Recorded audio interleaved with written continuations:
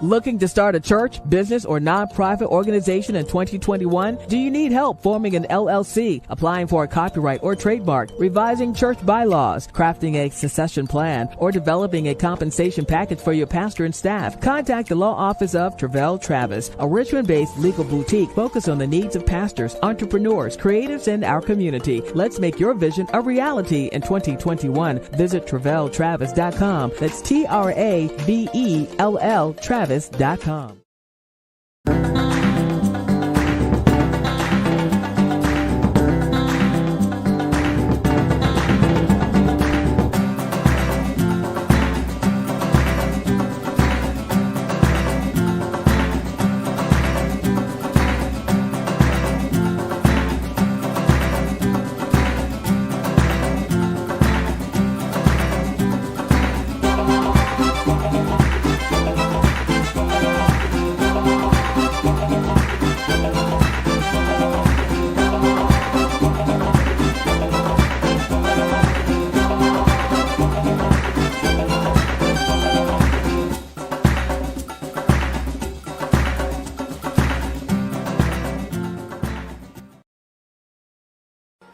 If you're concerned about the future of your organization when you step down, then where will the mantle fall? A biblical and legal guide to succession planning is a must-read for you. It delves into the scriptural and legal aspect of succession planning, characteristics of successors, the people, the process, church bylaws, common myths, even issues with nepotism. Where will the mantle fall? Written by Richmond's own attorney, Pastor Travell Travis, and available at Amazon.com.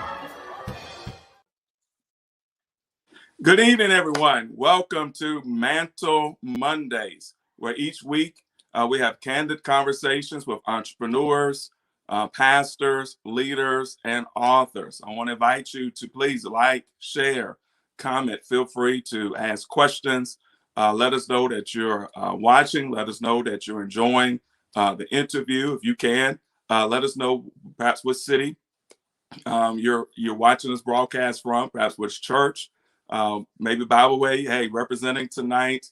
Perhaps you're a member of our guest tonight's church and you want to show your pastor some love tonight. But once again, we want you to like and share whether you're watching on our Facebook page, Where Will the Mantle Fall, or on our YouTube channel, the Law Office of Travell Travis. And I am so honored. This month, we focused on Women's History Month. We started back in December. Interviewing different individuals, and one time we were trying to decide whether to continue, and the Lord led us to reach out to certain individuals who are trailblazers, people who are ahead of their time, people who have broken barriers, who are basically a bridge that have allowed others to be able to pass to safer places and positions in the kingdom. And so tonight, I'm so honored to have the founding pastor of the Friendship Church Outreach Ministry and the first consecrated bishop in the International Bible Way Church. Let's receive Bishop Bonnie Hunter, Bishop Dr. Bonnie Hunter. Praise the Lord. Praise the Lord. God bless you, Bishop Travell Travis. Thank you so much for having me. I'm very honored to be here tonight as your guest. Thank you, Bishop Hunter, Bishop Doctor. That's where I stumbled. I wanted to make sure I put that doctor in there. Oh, it's okay. It's okay. You're worthy of all the honor and accolades because when I read your profile and your biography, everything that you've achieved and accomplished, you have worked so hard. You have earned it. And so I want to make sure you get all the credit, props, and recognition that you deserve.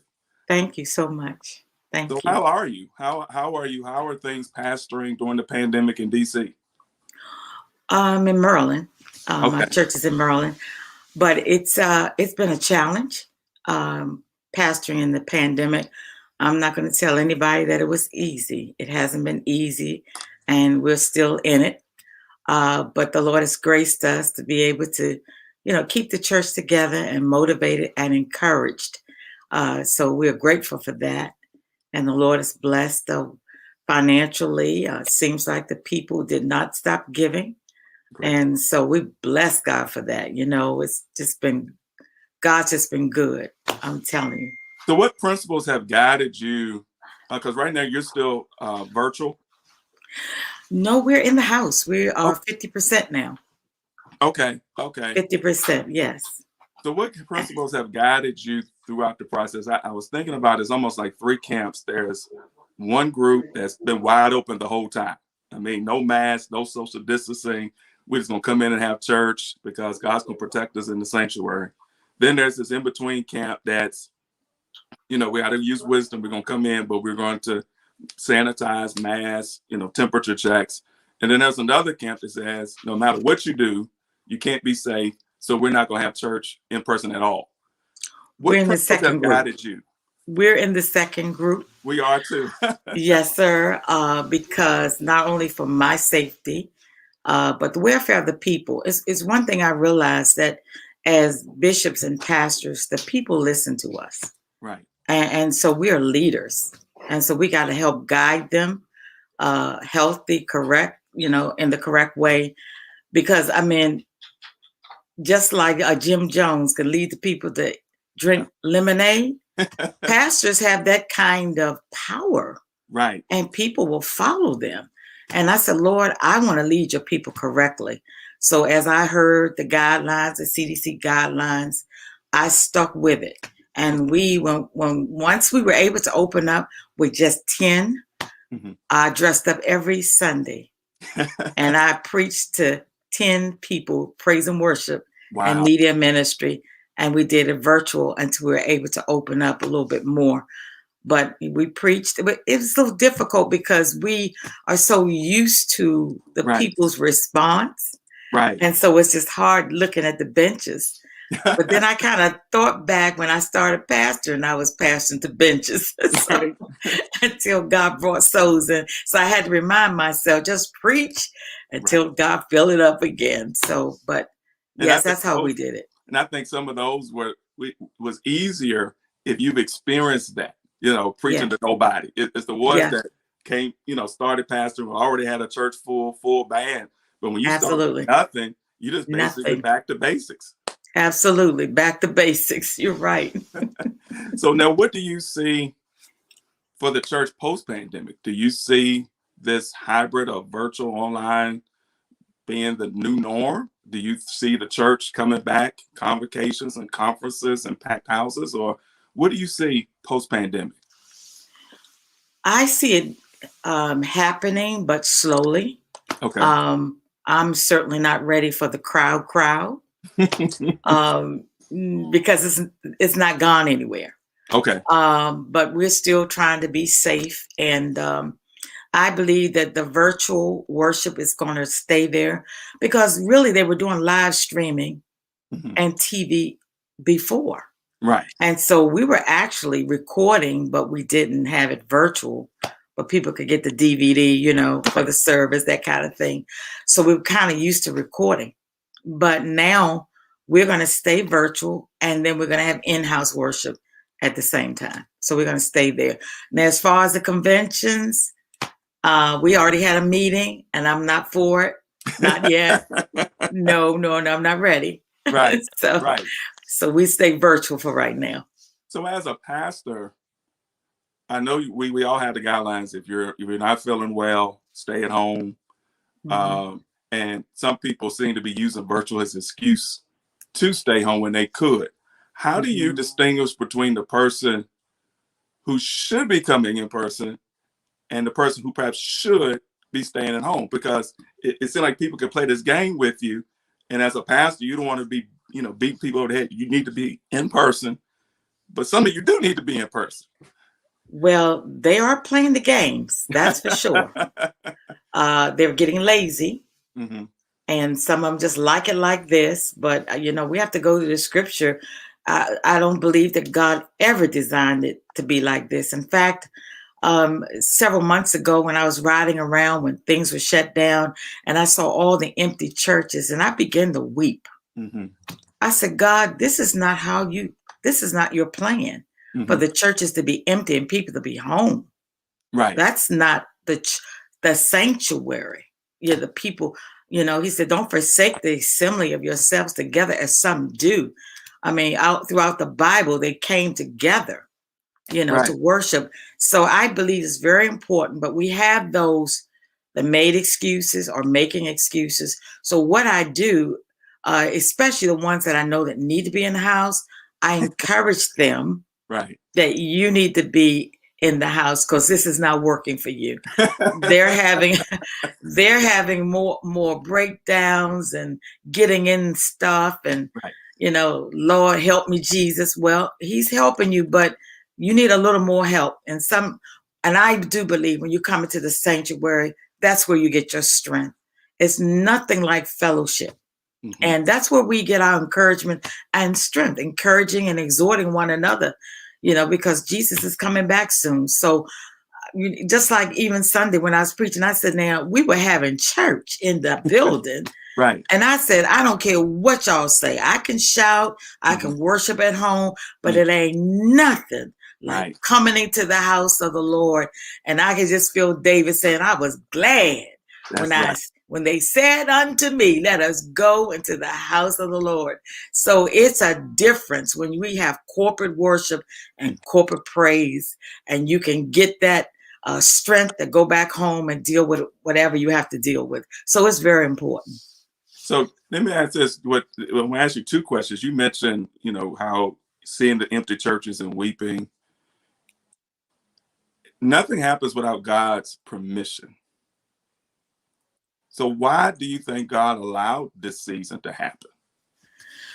Well, I believe a lot of the churches, or because the churches can't do anything without a leader, because it's us that has to get the mandate from God and how we do things correctly.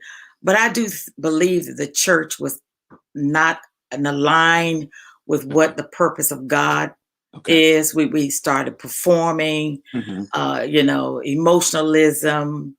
And I just think we got lax and just begin to be a program, and we forgot who was the center of all what we're doing. Right. And, A, B, C, D, and box God in. And so I just believe that God is getting us back to the original plan of why we come into the church building, to give God worship and to hear the word of God. Do you think we're there yet, or do you still I actually see that some are still coming back with the same behavior, same old behavior. I love to shout and dance. We all do. But the focus, we just have to do it God's way. And it's a design that he has. And that we come to worship. We come to worship, not sitting down. It's still some of the same old behavior that sickens me, because I said, have you learned anything? Right.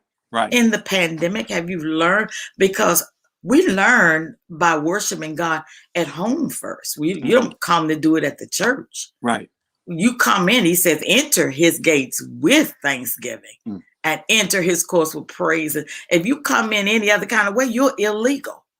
So many have come in illegal and sit down and want you to pump them up. You should be pumped up, giving God glory and praise, and let him have his way in our midst.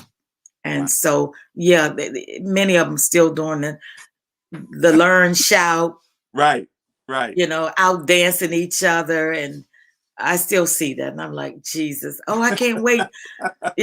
Look, I want them to come upon me, but, I dance for the Lord. I mean, I don't have to wait for the feeling. Right. But still, I'm not trying to do it for no showboat either. Now, one of the things I love about your biography, and kind of jumping even ahead, and I appreciate what you said, because my thinking is similar. When we repent, both as a nation, as a church, this plague will be over.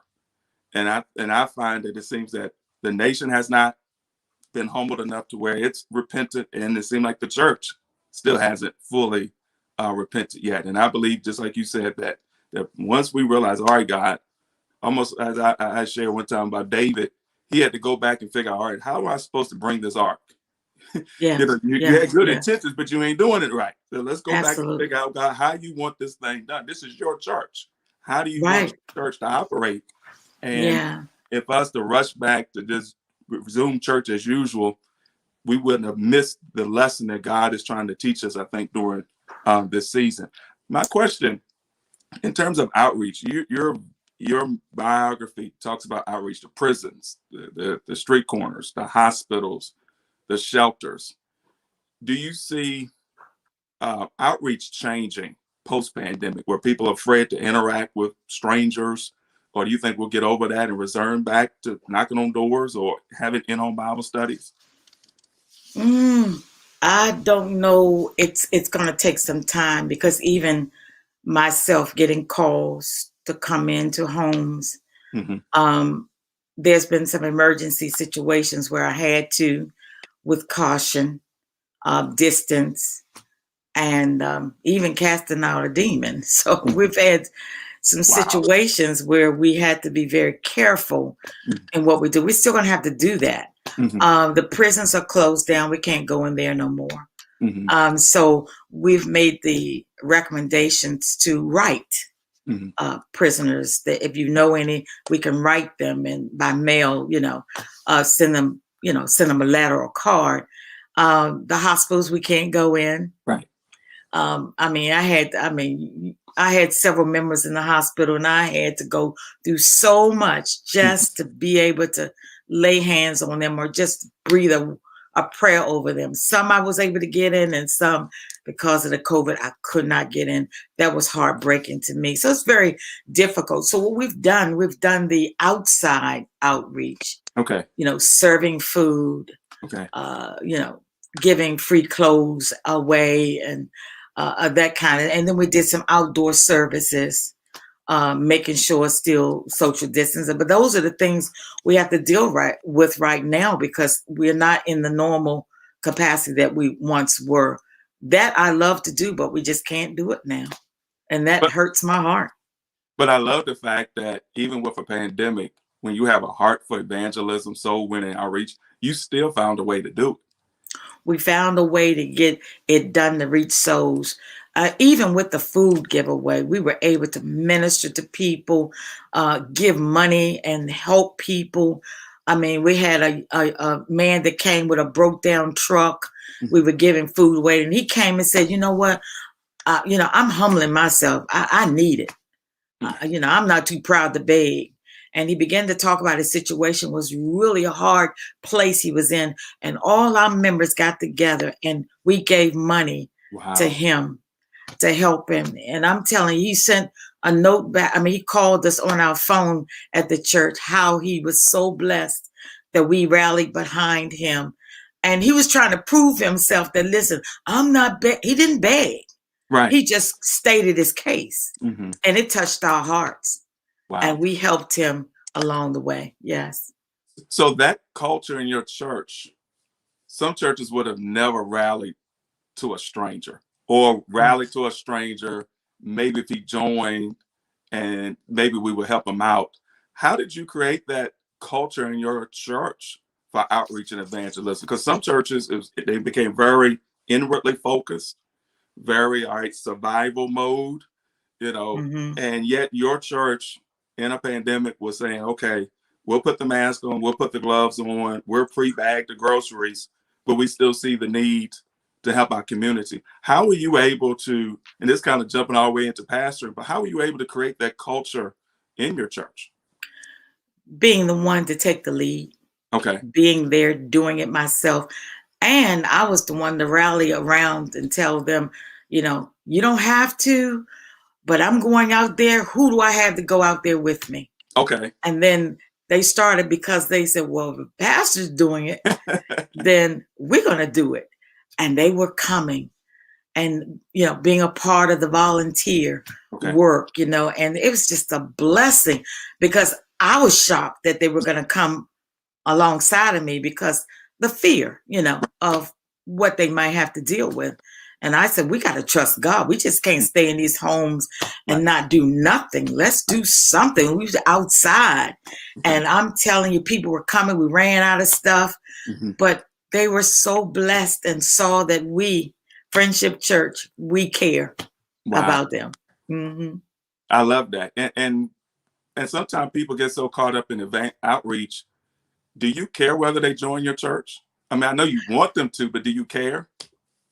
No, I don't care. I've never looked for people to join my church. Okay. Whoever came to our church was drawn by the Spirit. I never begged anybody. Anybody came to our church, they didn't have to be a member. And my membership will tell you, pastor will counsel you, pray with you. You don't have to be a member of the church. And that's why, I guess we're so blessed, because it's no respect of a person. If they need me, if I can help them, I will help them. I love Amen. that. I love that. I thank God for you. Let's go back in time. You are not only a pastor, not only a bishop in the Lord's church, but you also grew up in a pastor's home. What was life like growing up as a PK? Well, I enjoy being a PK in a sense, because my father, he used to be a gambler. He used to be an alcoholic. And my father, oh my God, I said, Lord Jesus, help my dad. And he heard Bishop Smallwoody Williams on the radio washing his car. And he got saved. Wow. And when I saw my father change life, I said, there is a God. And so that made me want to get saved at 13 years old. And I got saved at 13 and joined the Bible Way Church on New Jersey Avenue under Smallwoody Williams. Wow. And then my father became a pastor. Okay. Of course, we followed my dad, but I had got married, so I didn't go right with him because, but eventually I did, and I joined the church, and I just worked from there. But being a PK at the early age that I was, people wanted us as my sisters and brothers to be perfect. Right. We couldn't make no mistakes. They were always telling on us. And I'm like, well, I got to grow like everybody else. I've got to learn this walk like everybody else. Right. We're not perfect kids. And so that kind of bothered me. But I stood the test, and I wanted to live right. That was the thing. I had the real Holy Ghost. Right. Tear into you, speak in tongues, and the Spirit of God, I had the whole, they baptized me and took me right to the prayer room, and I got filled with the Holy Ghost. And so I really wanted to live the life. But that was the challenge. They wanted us to be perfect. They wanted me to be perfect. I want to go back and I want to deal with that preacher's kid question, but I also want to go back to what you said about Apostle Smallwoody Williams. And I read about how he was a street preacher, the radio broadcast that he started and still is on the air today. And I've questioned my own self. The ability for those preachers to preach people out of sin, whether it was on the radio, the street corner, whether people walking by the church and hear the preaching and they come in, give up their cigarettes, give up their gambling, give up their alcohol, get saved and stay saved. Are we operating under a different anointing or dispensation? It just doesn't seem like we can do that today. What's going on? You tapping into something, but but I can say my early years of pastoring, when I became a pastor, souls were coming in left and right, getting saved, delivered, getting the Holy Ghost. I do believe now that a lot of times the churches don't teach the salvation like when I grew up. It's like there's no fear of hell. The fear of hell was preached to me. I didn't want to go there. Right. So I chose Jesus. But, hey, I thank God that I was able to see there was another way to walk, another way to live. But in this time, it's a lot of prosperity.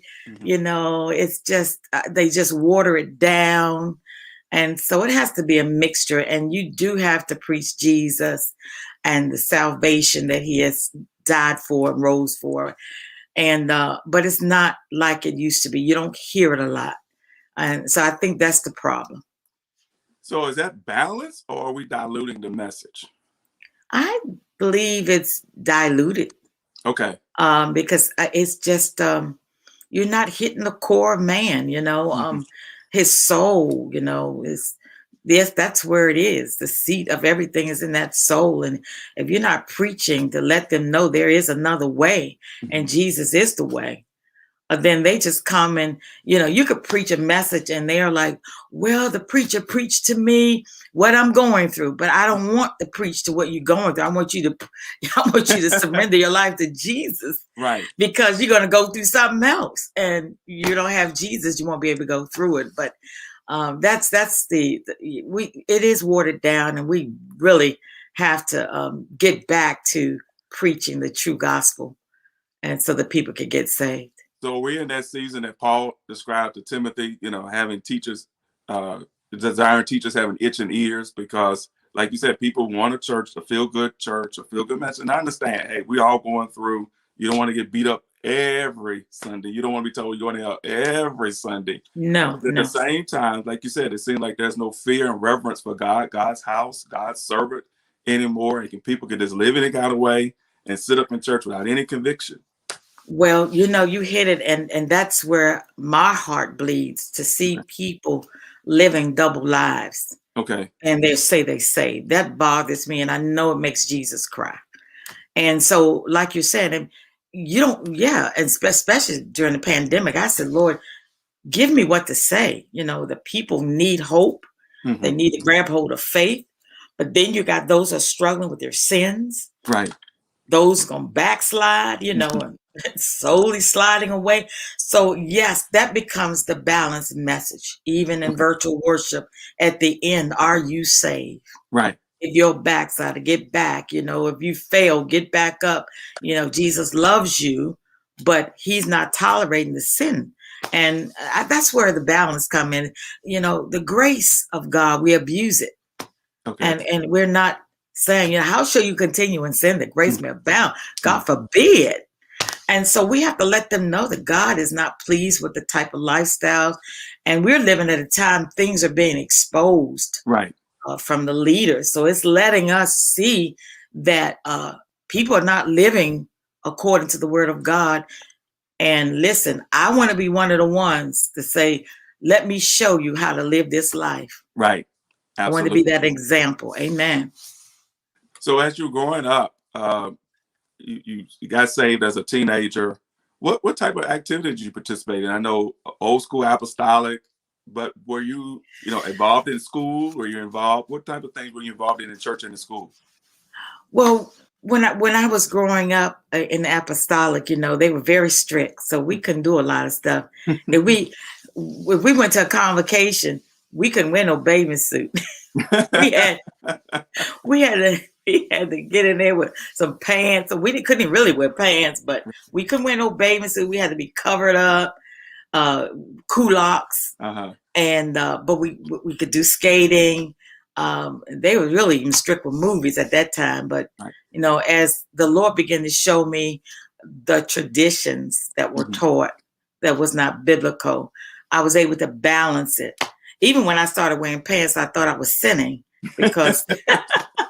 And if I see a mother, they like, you got pants on? I'm like, oh Jesus. But there was a freedom that God had to give me so that I would not feel condemned in that. But there was, when we were coming up, the young people stuck together. Right. We were our strength. We would go to house. We would have fellowships. If somebody was weak, we would go over their house and pray with them. And, just thank God for we recovered them. We would run after people and we would just fellowship. We did it mostly in our homes. Right. And it just helped us to grow in the Lord. So now you're with your father, helping him ministry, and you're choir director, church secretary. You served as youth president, I think missionary. Now, were you paid to do all these things in the church? Oh, hey. I don't even know that word. I did it out of the love of the church and the love of God. We weren't paid in those days to do anything. We just volunteered. And it was just great. Oh yeah, everybody want to get paid. Lord help us, Jesus. You can't get no free service much anymore. Like Lord. And I understand we took advantage of a lot of people, God. in those days. I never did. Uh-huh. But I always my father taught me something. Never paid people, but every now and then he didn't call it stipend, but he said, "Let me just bless you." Okay. Put a little money in their hand or something like that. But it was not all the time. But if he had some, he'd give it to him. And so I always said, as my ministry grew, I had a musician for over 10 years. I mean, his name is Alan Johnson. I got to say his name. He served us with no money. Wow. Didn't charge us a dime. He was a member of the church. You can't find them anymore. Right. But as the church began to get blessed, and he was a blessing and on a demand, but he served us first. Okay. So the church began to be blessed financially. We started giving him what we call a stipend. Okay. And he was just happy to get that little money, So, but you can't find them like that no more. I mean, it's kind of sad, but we got to pay him now. I compared it to it's probably even just not just in the church, but upbringing in general. Children did chores because they were supposed to. Now you can't get a child to do a chore unless you pay them. If they get good grades, you got to pay them. So I think that mentality, leaves the home comes in the church. Like, all right, you want a flyer? You want me to play drums? You want me to usher? Yeah. Can I get a flyer? $40. So yeah, it's hey, what can I say? So now, during this time, you are serving under your father as a pastor. He's a pastor. Were you encouraged to pursue ministry, or what was it like being a preacher's kid? And I hear, preacher's kids, the sons, are you going to preach like your daddy? Are you going to preach like your daddy? Were you encouraged or discouraged to follow your father, or? I wasn't even thinking about following my father, because we grew up under the Bible Way church that did not recognize women preachers at all. Okay. So I never even thought about preaching. I just wanted to serve. And so when my father was looking at my brother as the next pastor or preacher, and he was being groomed. Okay. I didn't have a problem with it, but the mantle. Right. But as I began to just do the work of the Lord, even when I was called to be a missionary, seriously, I was called to preach, but I rebuked Jesus. Oh, Jesus. You did what? I thought I was rebuking the devil. Okay. But I was really rebuking God. He was calling me, but I said, Satan, the Lord God rebuke you. We don't believe in women preachers. I was thinking it was the devil. Wow. Calling me, but God, he just loves us so much. He was long suffering with me. He knew I didn't understand because of my teaching, but he never stopped calling me. But so when I was called, I figured that, hey, I'm called to the missionary. Okay. So I stepped into the office of a junior missionary. How old were you? And I was 22. Okay, so you were young, you had a call in your life, and God was actually calling you for more then. Yes. But you compromised or negotiated with God and said, well, I'll do the missionary thing. Well, I didn't understand it. Okay. Because we weren't taught to answer the call to preach. Not a woman. Okay. All the men could, but not us. So you're serving as a missionary, and this is when the outreach starts with the nursing homes and hospitals? Absolutely. I loved outreach. I go anywhere. I didn't have a preference. Okay. I went all the places. I actually preached in the jail as a missionary. They let me preach. They gave me a mic to preach. And when I did my preaching in church, it was during testimony service. Okay. And so they said, anybody got a testimony? I would give a message. And then they said, anybody else? I said, well, if nobody else, I got another one. So I was getting practice during testimony service in my church. So now, as a missionary, you were out there doing missionary work. Was that something that your father said, if you're going to be a missionary, go do? Or was that your own zeal? How did that It materialize? was my zeal. It was my drive, because I would be the lead and bring other people to make sure we cared for the people in the church. Okay. And so we had a lot of that. We had a lot of older people. And I took the lead as a young girl, had older people that were following me. But then it got to be a little jealousy thing, because there were some older missionaries. Okay. And he placed me eventually as a president. And they got together and said I was too young.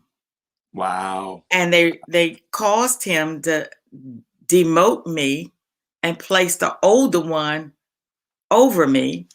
And I had to submit to them. You talking about learning humility? Yeah. And most so people I leave had the to church over that. You stayed. I had to take the second seat. I mean, well, not the second seat, but I have to take the seat of a member missionary under another president, because they thought I was too young. Well, I served, I helped, I did the same thing, and I stayed, kind of back, but I served faithfully. She leaves the church and they put me back up as president. But the But you fact know that what? you stayed and But you submitted to listen, your father. everybody was older than me. Okay. But you know what? I gained the respect of the older ones, because I didn't know they were watching me like that. Right. They were watching my character. They were watching behavior and how I act during that time. And after I became president, I got the respect of them, and they honored me so greatly. So I thank God for the wisdom that he gave me at such a young age. I admire the fact that you were a missionary in your 20s, because a lot of the young ladies today that may even have a call in their life, they see missionary as old lady wearing white on official day. I don't want anything to do with that. They don't do nothing. They just wearing titles. You set the bar and raised the bar and said, no, I'm a missionary that's doing mission work. Mission work. That was fun to me.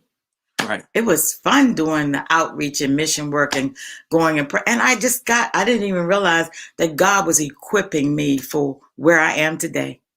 All this is equipping us for our destiny. We don't even realize all that we have to go through. What God is molding us, making us, preparing us for our future. So he was equipping me at the time. And I was training people behind me, working the altar.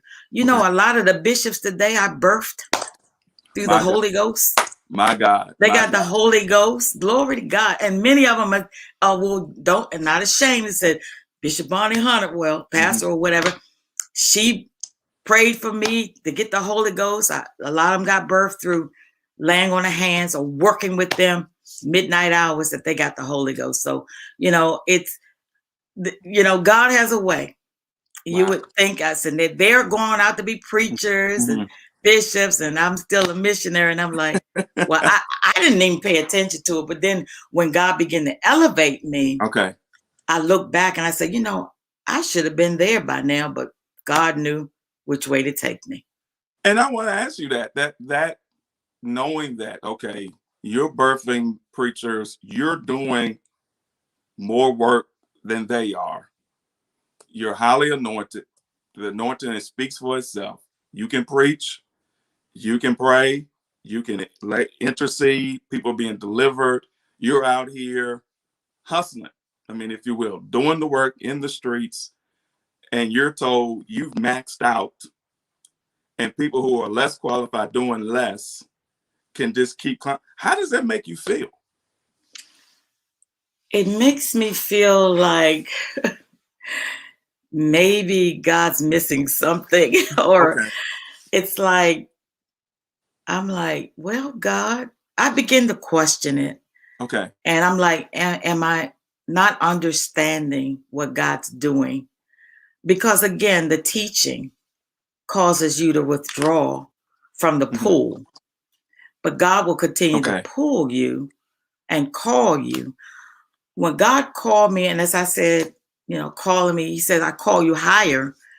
And so before I answered the call, I would go around to preachers and I said, how did men, of course, because I didn't know any women preachers. Right. Okay.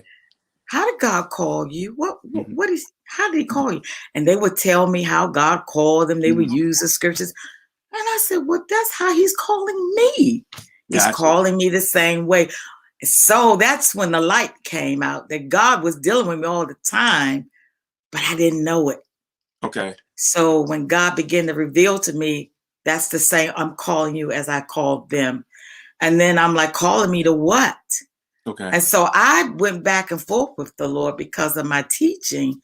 And he was so patient with me. Okay. And I remember a time that he was calling me to pastor, and I'm like, I just didn't believe it that he would be calling me.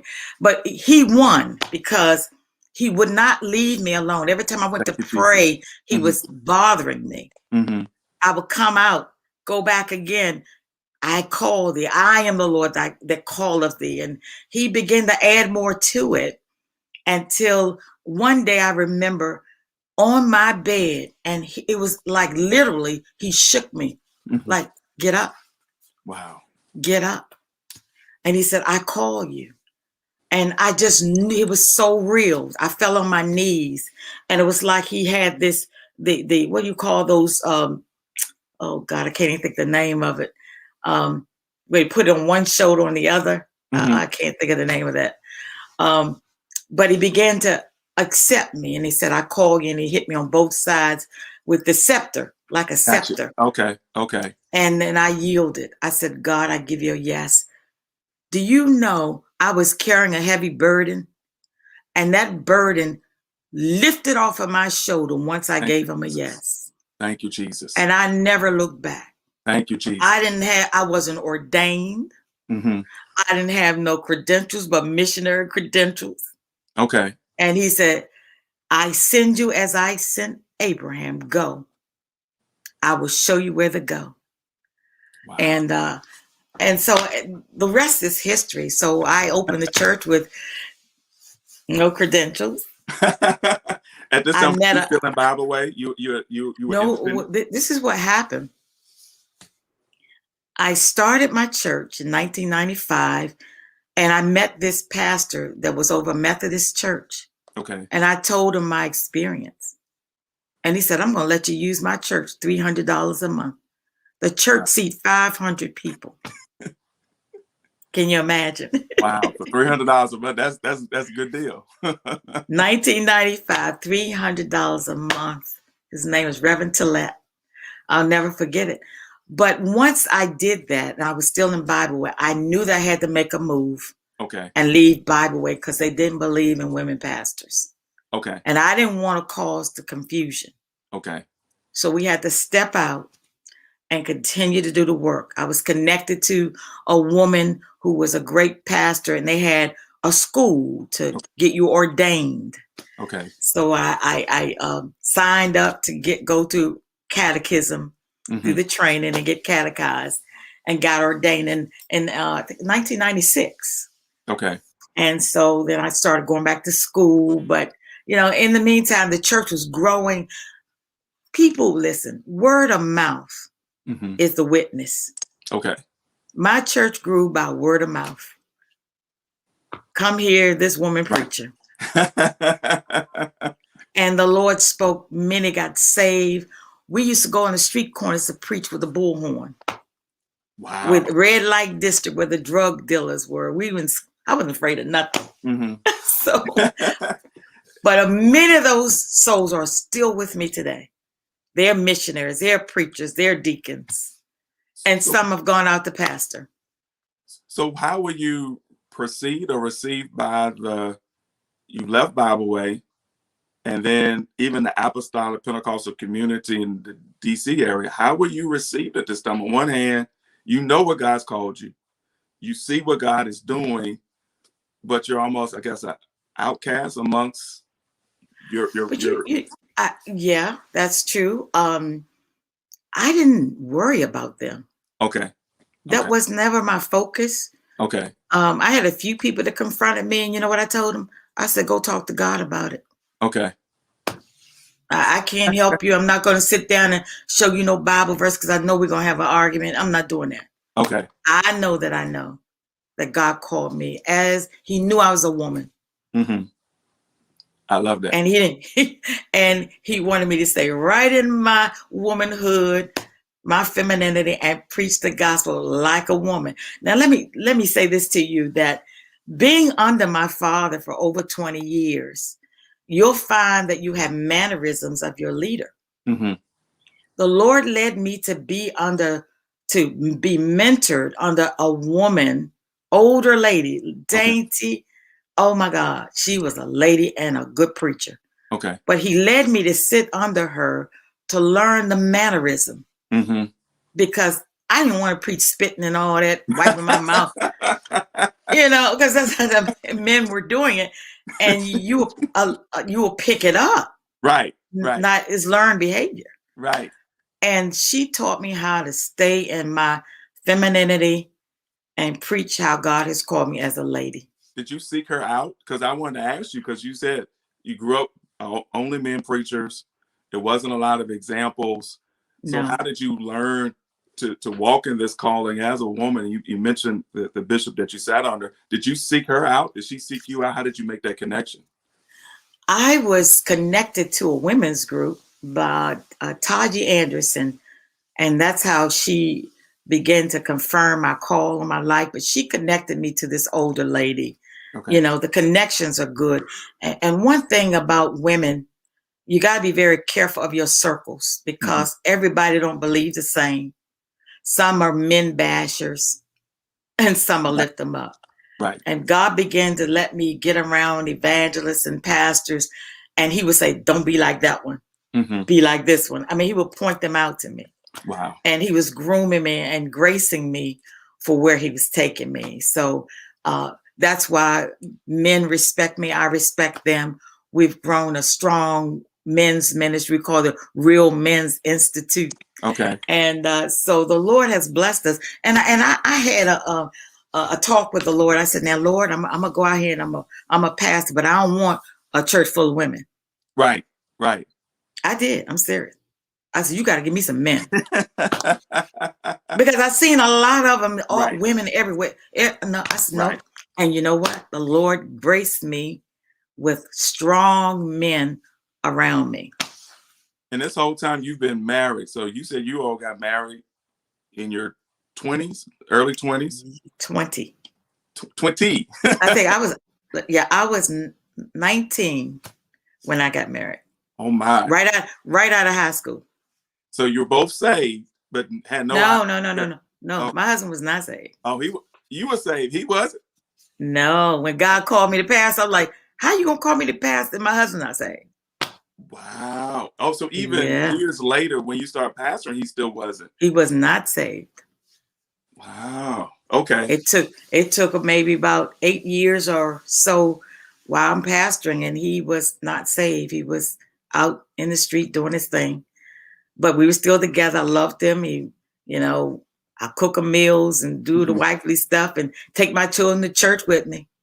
The unbelieving husband sanctified by the believing wife. Absolutely. And that is a truth. I'm going to write a book on that one. I'm serious. If you only knew, that's another story. So help me out here. Okay. Here you are, not only missionary, evangelist, pastor, and your husband.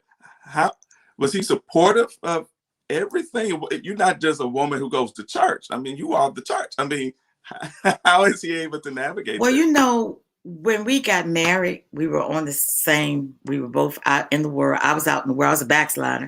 Okay. And after we got married, I came back to Christ on a New Year's Eve night. Okay. He went to party. I went to church.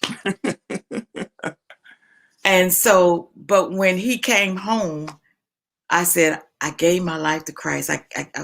I'm back with the Lord now. He said, oh, thank the Lord. Now, all the time my struggle at the altar was, what was my husband going to think about this? Okay. How's he gonna receive me? Because we did things together. We got high together. We did all that. Right. He was so happy I got saved. He didn't know what to do. Wow. He wanted me off those streets. He didn't want me doing all that no more.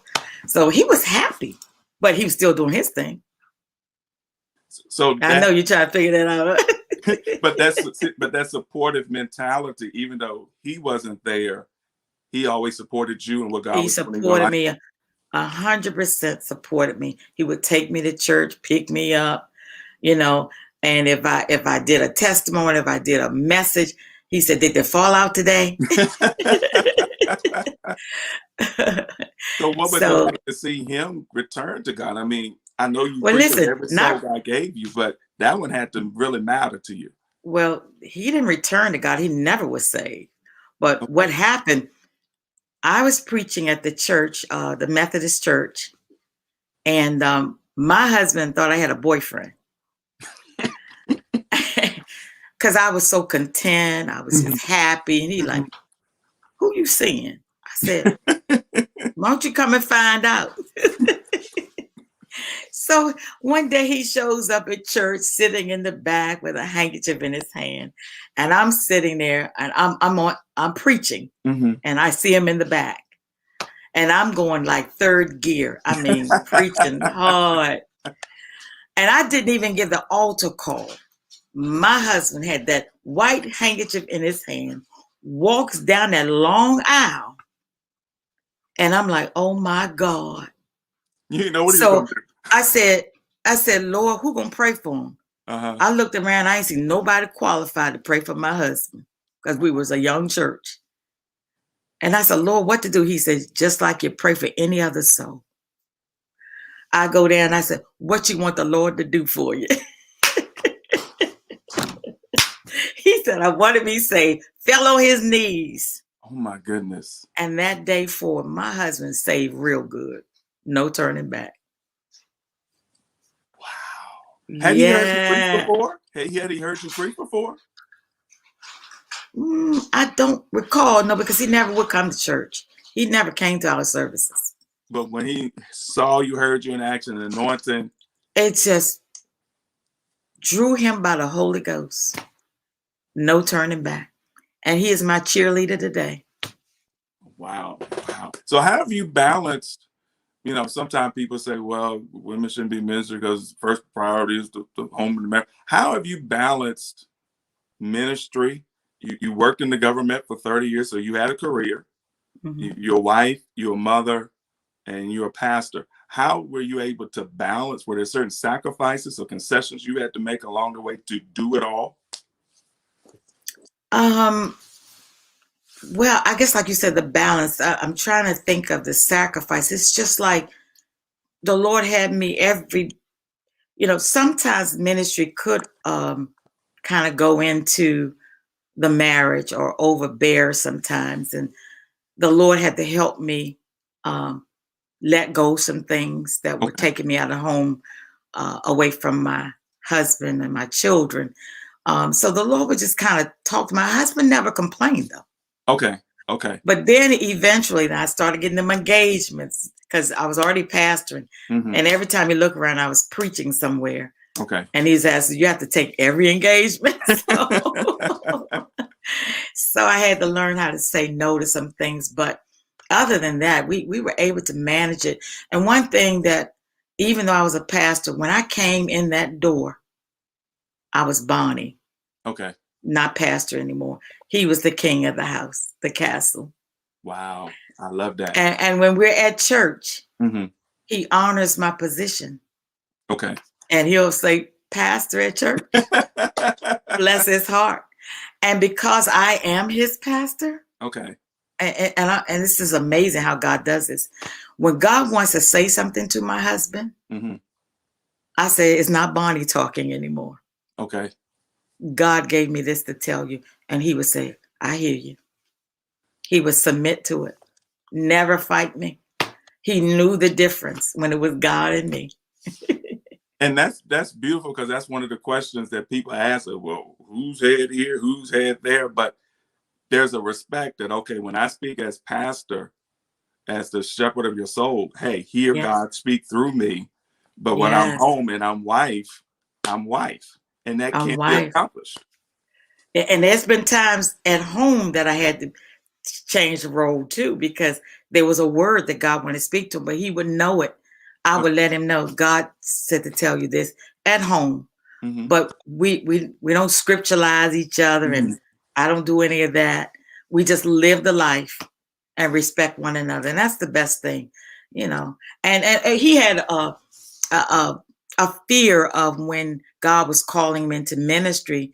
He said, "You done superseded me. How am I gonna be able to catch up with you?"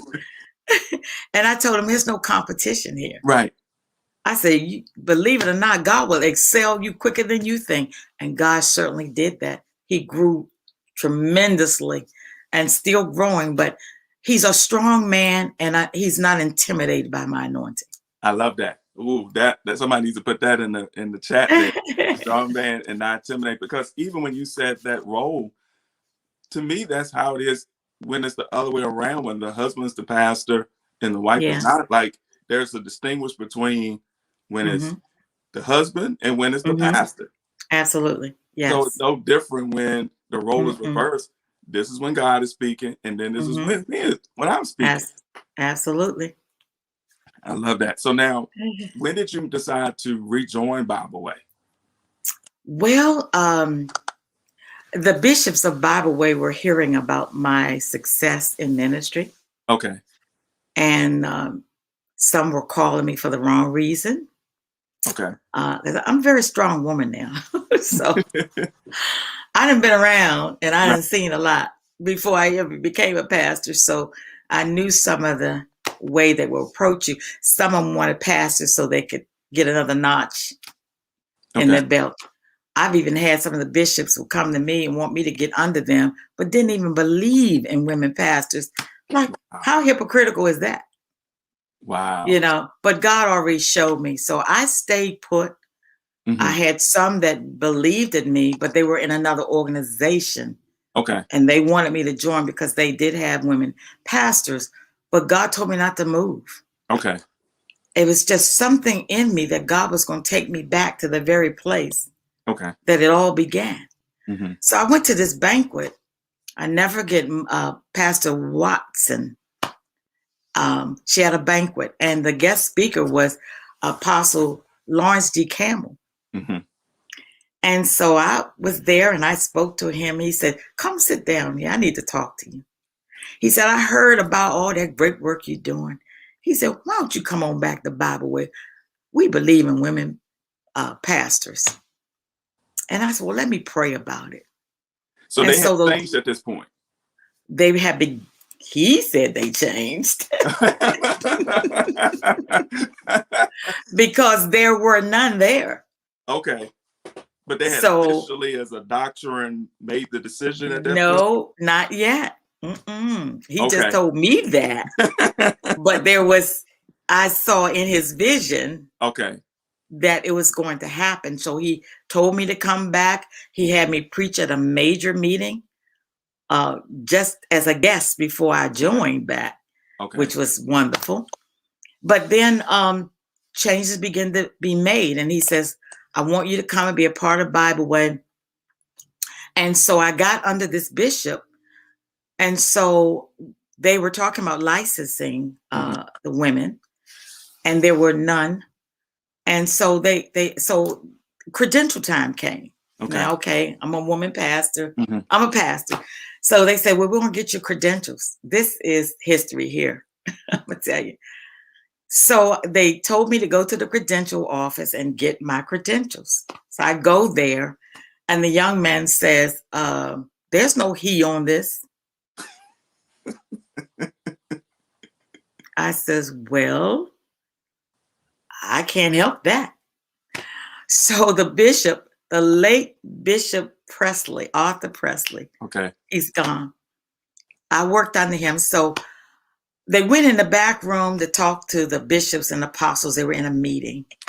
So he comes back and he says, "Pastor Hunter, would you mind taking the credentials labeled as an evangelist till we get all this stuff straight?" And I don't know, the boldness came out of me, and I said, I'm sorry. I'm a That ain't what I came I here said, for. I said, I'm a pastor like you. I said, I got a congregation that's paying dues like everybody else. Right, right, I am not an evangelist. right. I said, it's up to y'all what y'all want to do. But I was not going to accept that. He goes back in the back room, and Apostle Lawrence D. Campbell comes out and bangs his fist on the table and said, give her license. And I had all these women peeping in to see if it was going to happen. Oh my goodness. They were waiting to see if it would happen because they didn't think it was going to happen.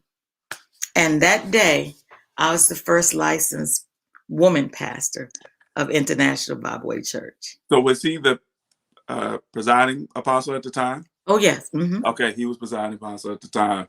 And when Yeah. she spoke, that was it. That was it. That started the ball. And then other pastors that were secret pastors, Okay. they started saying, I want my license now. So people came behind me to get their license, several other women. So there were women who were in Bible Way, came back as pastors, but were given evangelist license? No. They came back. They found out that now they're licensing women pastors. Okay. So they came back to Bible Way, and they got under Bible Way and got their license after me. Okay. Okay. So the trailblazing part, that's where it starts there. Wow. So you become the first licensed pastor in International Bible Way, and then you become the chair of the pastoral councils. So you go from not being accepted to being over the pastors? Well, not immediately. Okay. That took a little while, maybe, I guess that's maybe like the 5th year. And some of the bishops took me under their wing, and they wanted me to work with the pastors. Okay. So I worked with them, and then they gave up the job, and they graced me to have the responsibility over the pastors. So I was responsible for getting classes together, speakers together, to make sure they were fed, or taught in the conventions. And that was a great blessing. And once again, this comes from your anointing and your works speaking for itself. No one could dispute. Look at what God is using her to do in Maryland. Absolutely. Many of the older bishops, some of them gone on to be with the Lord, saw the anointing on me, and they embraced me.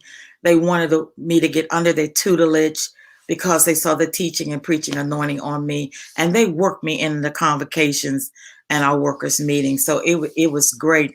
And I worked with Apostle Campbell because the next step was district elder. I brought 7 churches. Wow. At that time that came out of my ministry. Okay. So you only needed 3 to be a district elder. Right. But because I was a woman, okay, they would not accept that. They had all these meetings about, well, she has the work, and everybody else trying to get 3 churches, and I had 7. I'm like, well, what do I need to qualify? But just one thing about a woman, I don't care if you tell us to go to school, we're going to go to school. You tell us that we need to do this, that, we're going to do it. Right. We're going to do it right. We're going to qualify even though you don't accept it. And that's what I've looked at your biography. Every qualification, not just met, but it exceeded. So they required 3. You 3, had and I had 7. who had already gone out from under you. That's enough even to be a bishop with 7, right? Exactly. So they were looking at the gender, and they said, oh, neither male or female. But I said, y'all lying. Y'all looking at this female body. Look at my bio. Jesus said, just look at my work site. Right. Look at my work. And so they were ignoring that for a long time. It took a lot of fight and humility. Eventually, when Apostle Cornelius Showell became the presiding bishop, he appointed me as a district elder. And yes, that was another elevation. First woman district elder. So facing that resistance, did you ever say, you know what, it's just not worth it, I'll just go back out doing what I'm doing? I had a fight in me, but And my you're a Bible fight, way too, right? So you yeah, have a certain oh loyalty yeah, to. Okay. yes, I love my organization, and many people were tempting me to do that. I mean, you Okay. could hear people in the left ear say, "You ain't got to take that. You can go down the street. They'll give you this, blah blah Right. blah." I didn't Right. want anything given to me. I Gotcha. wanted to earn every step of the way. If it took the suffering, which I had, the humility Hmm. talked about, you know, and so I stayed a district elder again because of gender. I Right. was adding more churches. I was still adding the churches. And I have 14 churches now. Oh my goodness. But the thing of it is that it was still the gender, and I could bring all those churches in, and they had some quote bishops didn't have no churches. So Right. Right. Absolutely. I'm like, Absolutely. oh, this is not fair, But it just was a journey. Skipped over and told that you would be that, Hmm. and they wouldn't do it. Very disappointing. Sometimes I'll tell my church, I say, oh, they're going to elevate me. Hmm. And everybody comes and they don't make the announcement.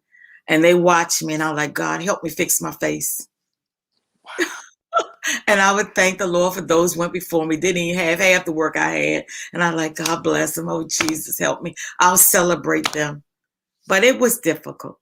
So was God doing something in you to have to deal with that, like to experience that disappointment? Like, what was God doing in you?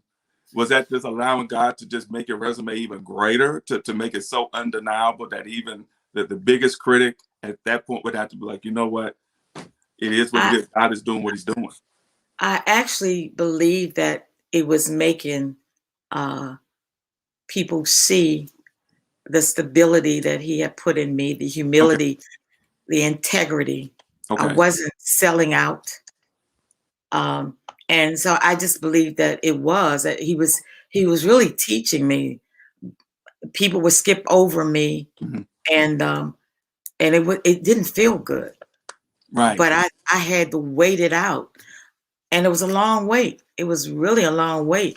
I didn't even know it was going to ever happen for me to become a bishop, because now I had a fight for the district elder. Hmm. So you knew it was going to be a fight. They didn't want to go any. They didn't want to go any further than that. They want to stop me right there. Right. Oh, I don't believe in no women bishops. No. Oh, that was really the fight. Oh, the good old buddies, the boys in the back room, Right. and they would come out the room, and they said, "Oh, God bless you, praise the Lord, Bishop." And they said, "What's your name?" District Elder Bonnie Hunter. They said, "Oh." I said, "Oh, they've been talking about me again, huh?" What you mean they didn't know your face? No, some didn't. Some didn't know my name because there were new ones came in. Okay. So how did The, you deal with that hypocrisy? I mean, in some ways, hypocrisy, smile on your face, and some will probably say, God bless you, doing a great work, but you knew they were in the back room saying, no, never. How did you deal with that? and some I knew that were Mhm. against it, and they would smile in my face. I smiled right back at them. And I said, God, this is your fight, not mine. I love them. But let me tell you this, though. There was one bishop, he's gone to be with the Lord. And I'll never forget when he came to me, Bishop Fred Grant. Mhm. He was one of the most honest ones. He said, he pulled me to the side and said, I don't believe in women bishops. He said, I love you, but I have a problem with that. Mhm. And I said, you know what, Bishop? I had a problem with it too. I said, I had to get delivered from that as well. So, I love you, Bishop. Let God deal with your heart. Mhm. He'll deal with you. I had to be delivered too. I didn't believe in women preachers. Wow. So Right. the same, because you're dealing with that old organization, their mindset, God had to just pull down those strongholds slowly what you said, taking the covers off and Right. the sheets off, slowly but surely. And I had to just wait for that because that's what I was dealing with. Can I ask And you this? so, Go ahead. yes. No, go ahead. I'm sorry. So, I appreciate him telling me that. And before he passed away, he voted for me. So over time, hearts and minds began to melt and change because they couldn't deny what God was doing. Yeah, each year more got on board. They got on board. They had even committees about me. How we gonna make a woman a bishop? But Oh, but in the end, the but vote was at unanimous. the end, yes, the late Apostle Floyd E. Nelson Okay. gave him wisdom. So that's the third presiding bishop I was under. Okay. Okay. And he fought for it. And before he passed away in 2018, it happened, and still was some were resistant. Okay. I remember a bishop came to me, he says, what if Bible way don't make you a bishop? What you gonna do? I said, go back home and do what I've been doing. Like I got a church. Right. I got pastors. I said, I'm gonna keep doing the work of the Lord. That's not gonna stop me. But anyway, God turned the tables, and now I'm a woman bishop of the Lord's church among all those men. And when I got in that room for the first time, I was like, it's really happened. Wow. Look at all those men, and I'm the only woman. So what has been the reception? Has it gone well? It's gone great. Great respect. Okay. And they respect my presence, because I heard they acted up when they had a woman in the meetings. One of the bishops said, since you've been here, they've been really quiet. But we thank God. They really honor me. They really do.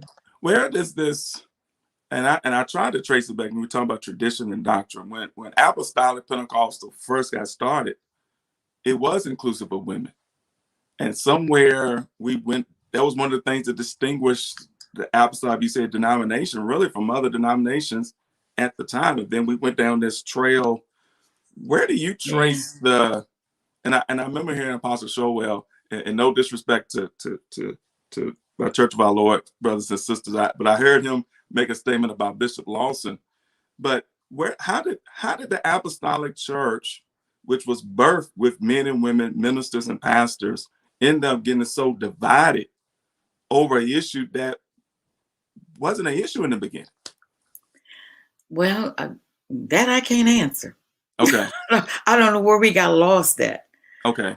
But the late Bishop Bonner and like I said, Lawson, and then we came up the Church of Our Lord Jesus Christ, and even some of the other organizations still don't accept it. But then you got so many that do, and I go, Lord, what happened? And then when I began to become a pastor, woman pastor, and a bishop, I began to discover other women pastors that had gone before me that I didn't know. It was easy for them, but was very hard for me. But nevertheless, I just thank God for the road that he took me, and to be a light and example to other women that it can happen. So my life gives them hope for their future. Got a lot of young ones coming up doing a great work in the Lord. And, so I just thank God for that. So what would you say, as we get ready to close out this interview, what would you say to a woman who has the calling, has the credentials, and by the way, during this time, you received an honorary doctorate, but then you also received an earned doctorate. So not only did you have the churches, not only did you have the membership, you had, the training. Mm-hmm. And for some woman that says, you know what, I'm just going to do me. I don't need to fight this fight. Or I'd rather fight it in corporate America, because at least the corporate America is a little bit more open than the church. What would you say to a young woman that sees you and says, you know what, I admire her, but I don't think I could go through that to get where she is? Well, when you break the glass ceiling, or when you become a trailblazer, you took all the knots and the hits and the shame and the struggle, so that they won't have to go through the same thing. And I think that's what the trailblazer is. It's not going to be harder for the next group, because I took oh Lord have mercy. They won't have to do that. But I would tell them to stay on course. Mm-hmm. Consult your leader. Okay. Some leaders, in consulting my leader, he didn't agree at first. Mm-hmm. But I kept going in prayer. I said, God, turn his heart, let him see the woman. Right. Let him see we got the same anointing. And God had to really change his heart so that he could see it. It wasn't right away. So, if you got a hardcore leader that was like mine at first, right, God turned their heart.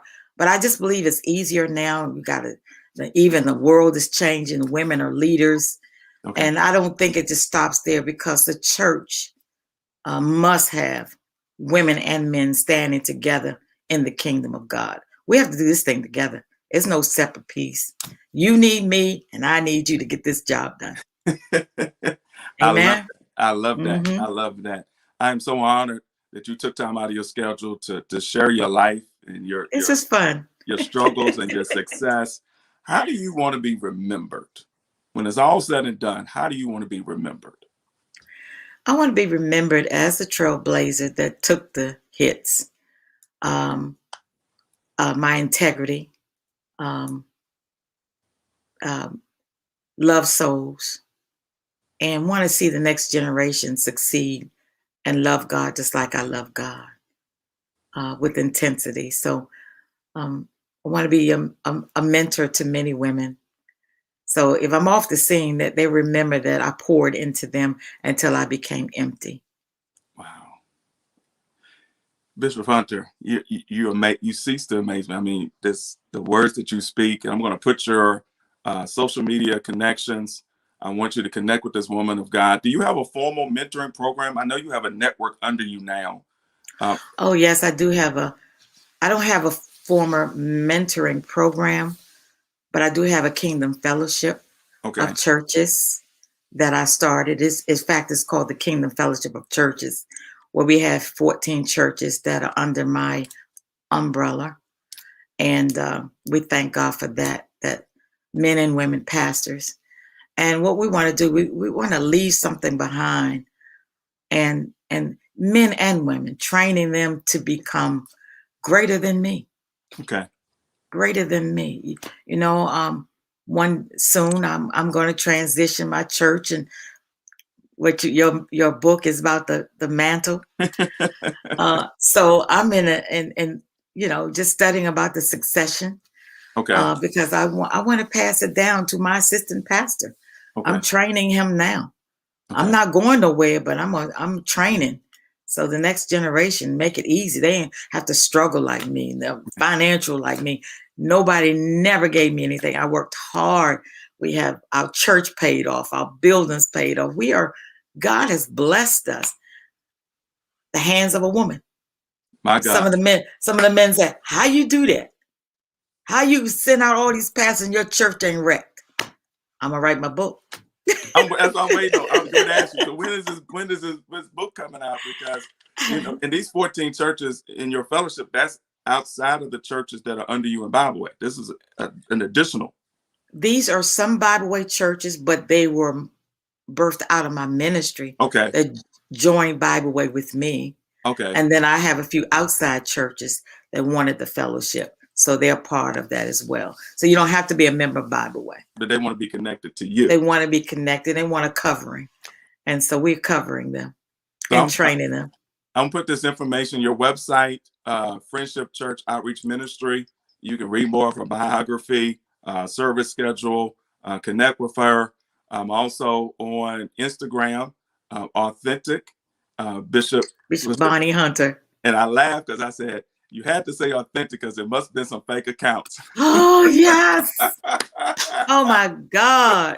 Yes. Who wants to impersonate? Want to be me. Oh, God. And so there's only one. So look for authentic. Authentic. Mm-hmm. And we also going to put your Cash App up there. This trailblazer, this woman of God that has broken the glass ceiling. She has made it easier for the next generation to come and be everything that God has called you to be. You don't have to be limited, and no disrespect to just being a missionary, limited to just being a first lady, an evangelist, that God can elevate you to being a pastor. It's a biography. She started off with a Bible study, and the Bible study grew. She had no choice but to pastor. And then as God sends sons and daughters out, she has no choice but to have even higher rank in the kingdom as a district elder, overseer, and the anointing on her life is undeniable to be elevated to bishop. Bishop Hunter, what's next? Have you reached the top, or is there some things that you? I have some books in my heart I want to write, and I want to grow my fellowship and travel more. Okay. I want to do some traveling. Haven't done that a lot, but there's a lot of people calling me out, and some of the nations, like Africa. I like to go there to preach, and just kind of spread my wings a little. I'm gonna get a little more freedom to do that soon, as the Lord see fit. Right. But we want to make sure everything's in place. It's one thing I want to say to the women: you don't have to kick a door in. God will open the door for you. We don't have to pop our coattails and be loud. It's one thing the men said, if we could have women bishops like you, we will be really open. I said, wow, you're so graceful. And when I speak, I said, excuse me, I have something to say. And I'll say it with respect, but, mean it. And they respect me for that. I never be out of place, and I respect them as they respect me. I never talk back. And so that's given me more favor as well, because they honor my presence because I'm a lady. And that's where you want to stay. Bishop Hunter, thank you. Thank you. Thank you so Bless much. You. Thank you for having me. I appreciate you. From a distance, and I don't think this is probably the first time we've really had a conversation other than on social media, a couple inboxes here or there. But you have blessed me. And I know you have blessed those who are watching live and will watch the recording later. And I know you just gave words to the women, but do you just have any final words to anybody, the body of Christ at large, to close us out? Well, I'm just saying, let us stick together. Let us do what God called us to do. He called us to the kingdom for such a time as this. And it's not over yet. We got much work to do. So let's get busy, put our hands to the gospel plow, save as many souls as we can, live this life so the world can see, amen, that Jesus is real. And thank you so much for tuning in. I love you. And let's pray you one for another. And we're going to believe God for the shift to bring us back into our churches and to do it right this time. Amen. Thank you. Thank you again. Thank you, Bishop Bonnie Hunter. And where you going? Hey, I hear that apostle mantle. They scared of that. You ain't done yet. Bless God. Yeah. So I'm looking forward. Thank you. I'm looking forward to seeing it. And once again, we thank you for being with us tonight. We thank you, all of our guests and viewers tonight, for watching Mantle Mondays. We invite you to tune in next month of April. We have a great lineup. Apostle Leroy Kennedy, Elder Redigo Paul, Elder Jared Perdue, and Elder Aaron Porter will be with us during the month of April. And so we leave you with our closing statement. It's never too early to prepare for success. God bless you. Have a smile upon you. Good night. Thank you. God bless you. Thank you again. Looking to start a church, business, or nonprofit organization in 2021? Do you need help forming an LLC, applying for a copyright or trademark, revising church bylaws, crafting a succession plan, or developing a compensation package for your pastor and staff? Contact the law office of Travell Travis, a Richmond-based legal boutique focused on the needs of pastors, entrepreneurs, creatives, and our community. Let's make your vision a reality in 2021. Visit TravellTravis.com. That's TRAVELL Travis.com.